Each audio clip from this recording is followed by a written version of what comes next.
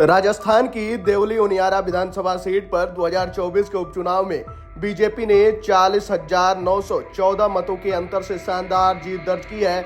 Party के उम्मीदवार राजेंद्र गुर्जर ने कांग्रेस और निर्दलीय उम्मीदवारों को पीछे छोड़ते हुए 2013 के बाद इस सीट पर अपनी वापसी सुनिश्चित की। कांग्रेस, जो इस सीट पर हैट्रिक बनाने की उम्मीद लगाए बैठी थी, तीसरे स्थान पर खिसक गई है। चुनावी नतीजे और प्रमुख आंकड़ों की बात करें तो भाजपा के प्रत्याशी राजेंद्र गुर्जर को 1,259 वोट मिले, वहीं निर्दलीय नरेश मीणा को 59,345 वोट मिले। वहीं कांग्रेस के प्रत्याशी कस्तूर चंद मीणा को 31,228 वोट मिला। बीजेपी की जीत से कार्यकर्ताओं में उत्साह का माहौल है। इस जीत ने कांग्रेस के गढ़ में सेंध लगाते हुए उनकी हैट्रिक की उम्मीदों पर पानी फेर दिया।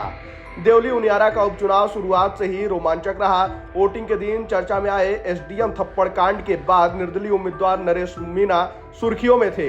नरेश मीणा ने बीजेपी और कांग्रेस दोनों के खिलाफ चुनावी मैदान में उतरकर मुकाबले को त्रिकोणी बना दिया।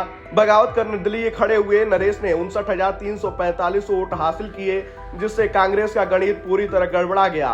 उनकी बगावत और लोकप्रियता का सीधा लाभ बीजेपी को मिला, जिसने कांग्रेस के वोट बैंक को छिन्न भिन्न कर दिया। वहीं कांग्रेस को इस सीट पर बड़ी उम्मीदें थीं, लेकिन कई जगहों से पार्टी को करारी हार का सामना करना पड़ा।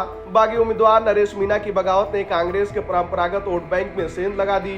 वहीं नेतृत्व का भी असर नहीं दिखा। अशोक गहलोत, सचिन पायलट और गोविंद सिंह डोटासरा जैसे दिग्गज नेताओं की सभाएं भी पार्टी को मजबूती नहीं दे सकी।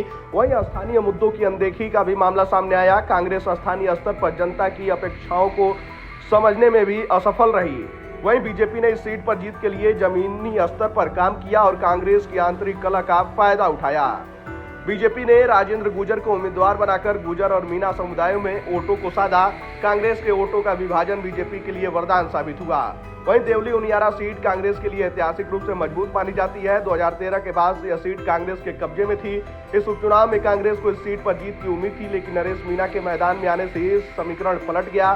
बीजेपी की इस जीत ने प्रदेश में आगामी विधानसभा चुनाव के लिए पार्टी का मनोबल बढ़ा दिया है।